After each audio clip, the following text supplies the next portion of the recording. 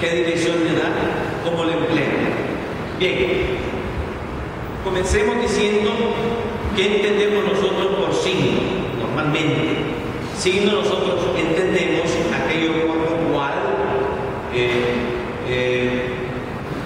por una relación natural o por convención se comunica el pensamiento o la voluntad de una persona o la existencia o la realidad de una cosa. Eso normalmente nosotros entendemos por signo. Signo es eso, aquello por lo cual a través de una relación natural o convencional se comunica el pensamiento o la voluntad de una persona o la existencia o la realidad de una cosa. Esta primera significación también nosotros la encontramos en la Escritura, en la Biblia. Por ejemplo, los guerreros usan señales.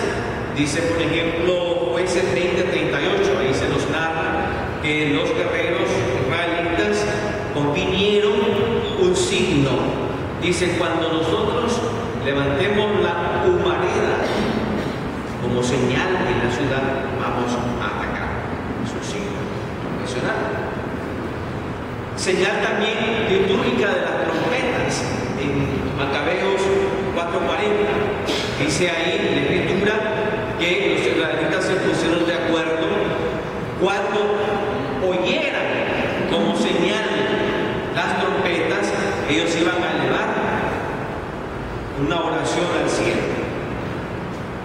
También un signo convenido para descubrir una identidad, Tobías 5:2, o una marca cualquiera en Ezequiel 39:15, o incluso como señal de una virtud en Sabiduría 5:11 y 13, como ven. Sin embargo, desde un punto de vista teológico, signo, retengamos, es una acción salvadora de Dios. Signo. En hebreo se dice ot, semeio en griego. A los signos se le llama con frecuencia prodigios simbólicos, en hebreo moftim y en griego terata. Y maravillas también se le llama, en hebreo niflaot y taumasía en griego. Entonces, ¿por qué son una acción salvadora de parte de Dios? Porque el amor y el poder de Dios se manifiestan a través de unos signos. Esta fuerza, esta trascendencia de Dios que supera toda la creación, que supera a todo hombre,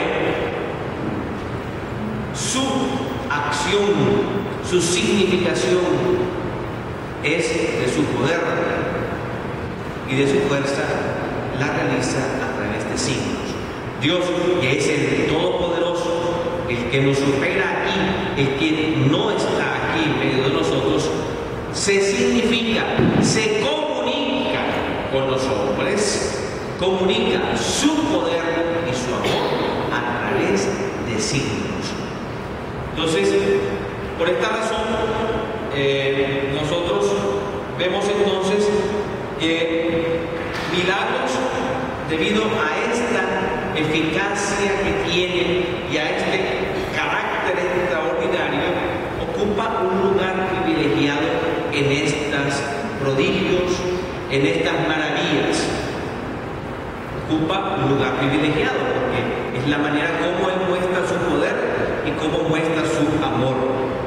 De tal manera que las palabras signo y milagro se vuelven equivalentes, se vuelven como sinónimos uno a otro. Decir signo es decir milagro es decir signo. Sin embargo, los milagros en toda la Escritura no son los únicos signos divinos por los cuales Dios se comunica al hombre, porque al final de la revelación Dios ha querido comunicarse a través del signo más grande y maravilloso, que es la persona misma de Jesús. El término griego más usado, pasemos esto en general en la Escritura.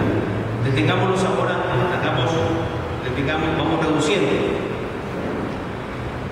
Por lo general, el término griego más usado por los evangelistas Mateo, Marcos y Lucas para designar un milagro es dinamis. Dinamis. Esos evangelistas no usan la palabra semei, sino que para decir milagro usan dinamis, que literalmente significa poder, fuerza, obra de poder. En cambio,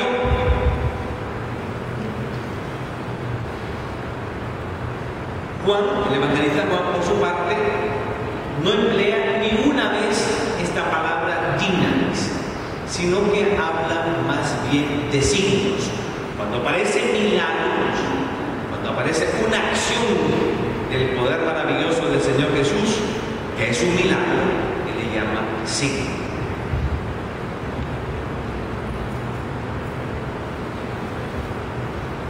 De tal manera que, como dije anteriormente, 17 veces aparece esta palabra signo, semei, que tiene 10 veces en un alcance general y 7 en relación con 6 acciones milagrosas llevadas a cabo por Jesús.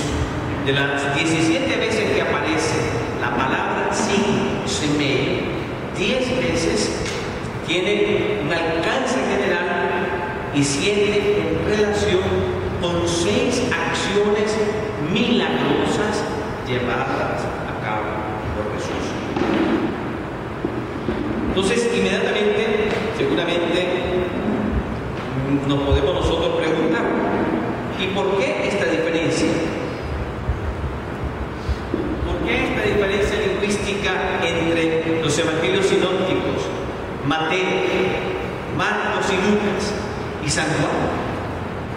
¿Por qué estos 3 primeros evangelistas a los milagros le dicen dinamis y San Juan le dice a los milagros signos? ¿Por qué esa diferencia? Es una buena pregunta. Podemos ya nosotros hacer una pequeña interpretación y ver en eso sacar una pequeña conclusión inmediatamente. Ciertamente los sinópticos son reacios a aplicar la palabra signos a los milagros que obra el Señor Jesús.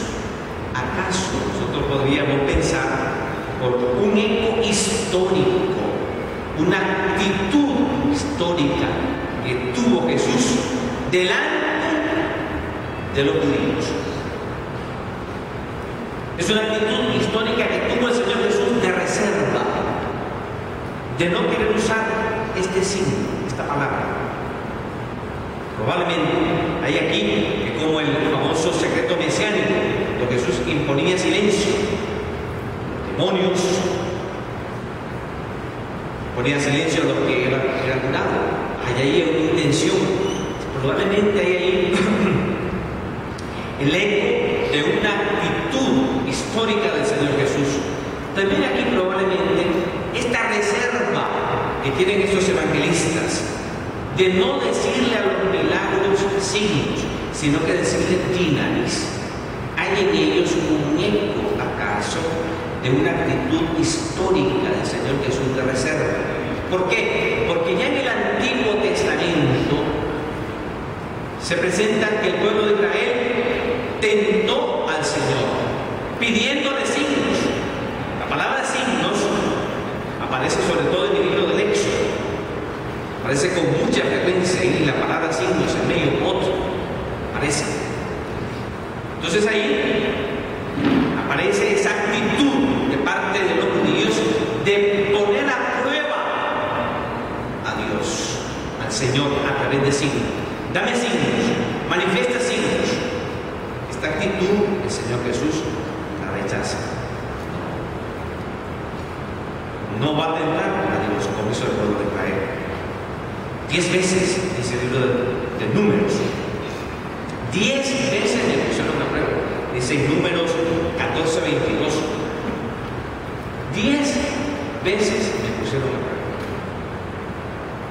También podemos ver aquí un eco histórico del Señor Jesús que se niega también porque no quiere sacar ningún provecho propio. Sobre todo se ve en la segunda tentación allá en la montaña, cuando le dice el demonio a Jesús: mira, estás aquí en el pináculo del templo, tírate. Ahí la tentación de un milagro, porque dice la Escritura que vendrán los ángeles y te tomarán tus pies para que también no tropieces sobre piedra. Es un milagro, te está pidiendo en el fondo un milagro. Y Jesús, como responde: no tentarás al Señor tu Dios. Se niega a sacar un provecho, es decir, Jesús dice: es cierto, si yo me tiro de aquí el pináculo del templo, la gente me va a creer, me va a aplaudir, me va a decir que tengo poder y la gente me va a seguir. Y Jesús no ha querido elegir ese camino, el camino del éxito. Otra también actitud es porque se niega a satisfacer a los judíos que estaban ávidos de signos. Sí. Los judíos siempre iban donde el Señor Jesús y le decían: ¿qué signos haces?